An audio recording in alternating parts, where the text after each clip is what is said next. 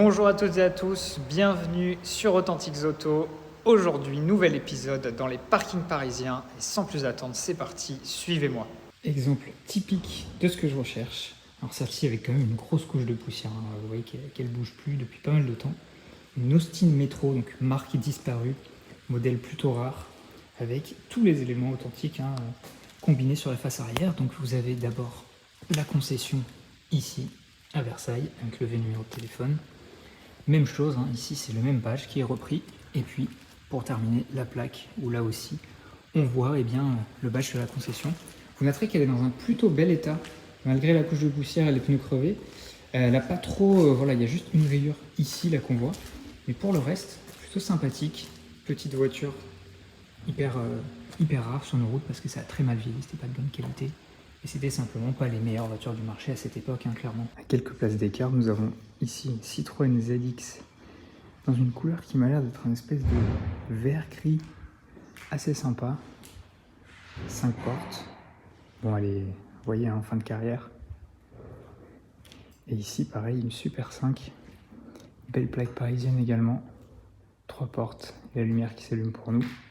Finition campus, avec des sièges à motifs, on pensait un peu à la RATP. Joli duo, n'est-ce pas? Je crois bien que c'est la première CRX Del Sol que je vous filme dans cette série de vidéos. Ça fait vraiment plaisir de voir ce petit roadster très astucieux. En plus, plaque d'origine, très bon état, zéro tuning, zéro modification. Regardez ces belles jantes par exemple. Je ne sais pas si c'est des jantes accessoires Honda, mais en tout cas, elles sont badgées de la marque. Et donc le fameux, bien sûr, toit qui se replie de façon presque unique sur le marché dans le coffre à l'arrière, avec une ligne, une fois plutôt très réussie. Et ici une Twingo coriandre qui m'a l'air comme neuve. Toute seule au milieu de ce parking, une Volkswagen Golf Cabriolet qui a eu le bon goût de garder ses plaques noires d'origine, 16e arrondissement, concession Michel-Ange. Et regardez, en plus elle a des belles jantes en alu, celle-ci. Il y a vraiment une très belle ambiance, elle est plutôt dans un bon état, sous la couche de poussière. Voilà une rareté par rapport aux voitures françaises que je vous montre très souvent, ici, Golf Cabriolet. Un vestige total, un coupé W123, encore avec sa plaque en relief d'époque. Alors celle-ci elle est pleine de poussière, donc à mon avis ça bouge plus depuis pas mal de temps. Il manque aussi l'étoile sur la calandre, c'est dommage. Mais bon, je suis sûr que celle-là, il n'y aurait pas besoin de grand chose pour la redémarrer. Messieurs, dames, ça va faire plus de 10 épisodes maintenant que vous suivez mes aventures dans les parkings parisiens, toujours à la recherche des plus grandes pépites, des voitures qui vont me faire tomber les bras, comme on peut dire. Et aujourd'hui, je pense avoir trouvé l'une des plus folles. Je suis sous le coup de l'émotion là, j'avoue. Est-ce que j'ai besoin de vous dire ce que vous avez sous les yeux? Safran biturbo, couleur bleu méthyle. Là, c'est vraiment quelque chose de fantasmagorique. Regardez les jantes, tous les éléments, le kit carrosserie biturbo.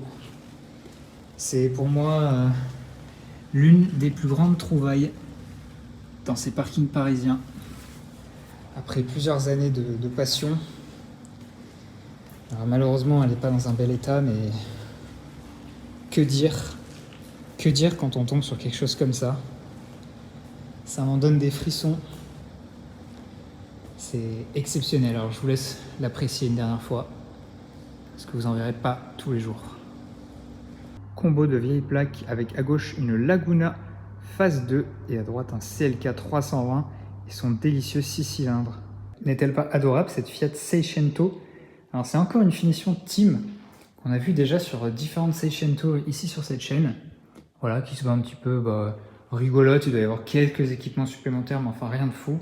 Et là, bien sûr, ce qui nous intéresse, c'est que c'est une première main vendue à Boulogne, avec sa plaque jaune et une couleur plutôt rare sur les petites voitures, noire. Il y a toujours de la diversité malgré les vingtaines, trentaines, quarantaines de parkings que j'ai fait à Paris. En témoigne ici pour la première fois dans cette série de vidéos, une Lancia Fulvia, qui est ici malheureusement abandonnée sous sa couche de poussière. Elle a encore cette plaque jaune qu'on recherche tant, et vous voyez même les fils de toile d'araignée sur les roues, c'est magnifique. J'ai regardé le certificat d'assurance, elle n'a pas bougé depuis 2008. Enfin, en tout cas, le certificat d'assurance date de 2008. C'est un peu triste de l'avoir comme ça, mais d'un autre côté, ça met une super ambiance. En plus, celle-ci est française, hein, vous voyez. Les phares jaunes à l'avant. Et le logo ici. Je ne sais pas ce qu'il représente, je pense que c'est la cylindrée du moteur. Très belle ambiance avec cette petite Fulvia au fin fond de ce parking parisien. Superbe Mégane phase 1, et j'attire une seconde votre attention sur le break Insignia OPC qui est à sa gauche. Version très très rare, bien que ce n'est pas le propos de cette vidéo, mais quand même. Donc Mégane 1 phase 1 en version haut de gamme avec le 1,6 litre essence, plaque d'origine, les enjoliveurs sont tous présents. Le badge donc 1,6 litre ici, et du fait de cette version haut de gamme, on a un intérieur en velours plutôt bien équipé. Et en plus de ça, on voit ici avec le badge Alizé que c'est une version climatisée. Autrement dit, vraiment un bon deal à l'époque. Là, vous pouvez noter à l'arrière, est-ce qu'on préfère la plaque jaune sans eurobande? Vraie réussite. Joli Golf dans une toute simple finition S. Plaque jaune, pas d'eurobande et surtout concessionnaire Michel-Ange du 16e. Bon, celle-ci, voilà, elle est fatiguée, elle repose en paix, mais elle est tranquille, elle est toujours vaillante et elle est dans un bel état, hein, peinture plutôt brillante. Ici, une très très belle E34 avec phare jaune, s'il vous plaît. Les jantes à bâton, je ne sais jamais ce style. Siège velours. Je vais essayer de vous dire le moteur. Non, malheureusement, j'arrive pas à voir, mais superbe couleur bleu marine. Un détail qui me plaît beaucoup sur cette C3, même si c'est une voiture peut-être encore un peu moderne pour vous.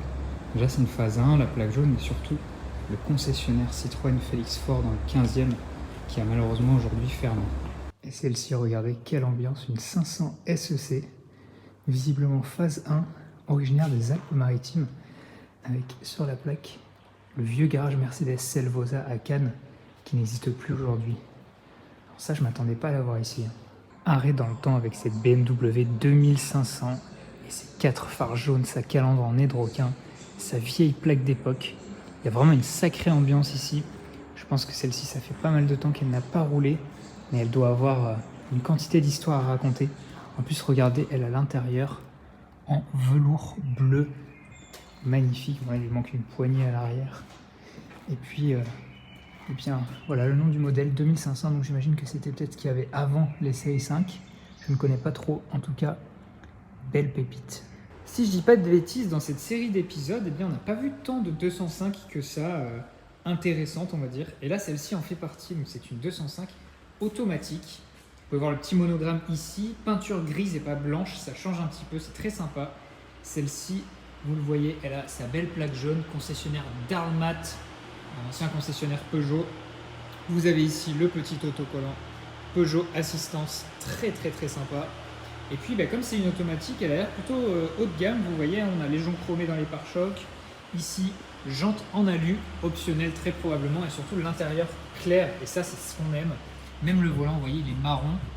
Et je pense qu'elle a 57 000 km. Pour une fois, on peut le voir. Hein. Je sais que vous êtes nombreux à me demander ça. Eh bien, vous l'avez. Et ici, le bosselage typique du capot uniquement sur les 205 automatiques. Elle est dans un globalement très bel état, hein, ça fait plaisir. On a souvent aussi des vieilles Volvo dans les parkings parisiens. Celle-ci ne fait pas exception, vous voyez. Belle couleur rouge, je pense qu'il suffirait de pas grand-chose pour la redémarrer à mon avis. Hein.